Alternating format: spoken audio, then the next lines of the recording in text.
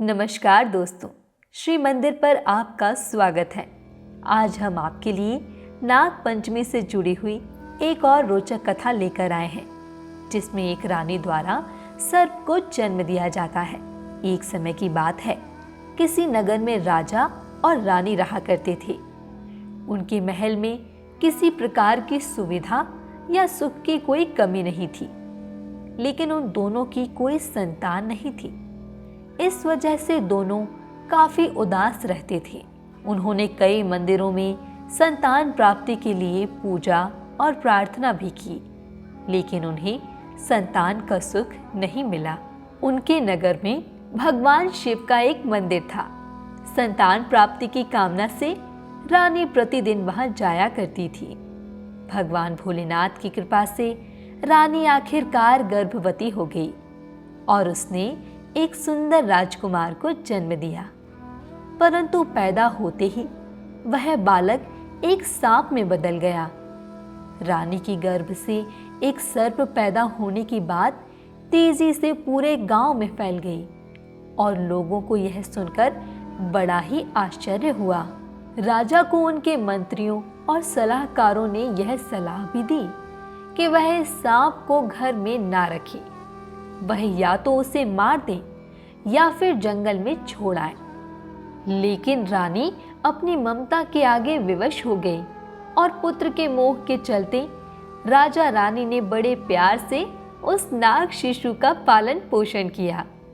रानी उस सांप का बहुत ध्यान रखा करती थी और इस प्रकार धीरे धीरे वह सांप बड़ा हो गया। अब रानी को उसके विवाह की चिंता होने लगी। जब रानी ने राजा को अपनी चिंता का विषय बताया तो राजा ने अपने रिश्तेदारों से विवाह की बात कही। यह सुनकर सभी रिश्तेदारों ने मदद से इनकार कर दिया। अपनी बहू की तलाश में राजा दूसरे नगर में अपने मित्र के पास पहुंच गए। राजा को देखकर उनका मित्र अत्यंत प्रसन्न हुआ और उनके मित्र ने राजा से वहां आने का कारण पूछा। राजा ने उन्हें बताया कि वह अपने पुत्र के विवाह के लिए कन्या की तलाश कर रहे हैं। इस पर राजा के मित्र ने उनसे कहा कि मित्र, अब तुम चिंता छोड़ दो। मैं अपनी कन्या के विवाह के लिए योग्य वर की तलाश कर रहा था। तुम्हारी बात सुनकर मैं सोच रहा हूं कि अपनी कन्या का विवाह तुम्हारे पुत्र से करवा दूं। राजा बोला, तुम जल्दबाजी में यह निर्णय मत लो, पहले तुम मेरे पुत्र से मिल तो लो। इस पर उनका मित्र बोला कि इसमें देखना क्या है, तुम पर मुझे पूरा भरोसा है। मेरी कन्या को तुम अपने साथ ही ले जाओ और अपने नगर में उसका विवाह अपने पुत्र के साथ कर देना। राजा के मित्र ने अपनी कन्या को बुलाया और उसे राजा को सौंप दिया। कन्या अपने पिता का आदेश मानकर राजा के साथ उनके महल चली गई। महल पहुंचकर राजा ने कन्या से कहा कि पुत्री, दरअसल हमारा पुत्र तो एक सर्प है और तुम उससे विवाह कैसे करोगी? यह सुनकर कन्या बोली कि उसे इस बात से कोई आपत्ति नहीं है। अपने पिता के आदेश अनुसार मैं आपके पुत्र से अवश्य ही विवाह करूंगी। इसके बाद राजा और रानी अपने पुत्र सर्प का विवाह अपने मित्र की कन्या के साथ धूमधाम से करवा देते हैं। वह कन्या अपने पति सर्प की बहुत सेवा करती है और उसकी सभी जरूरतों का ध्यान रखती है।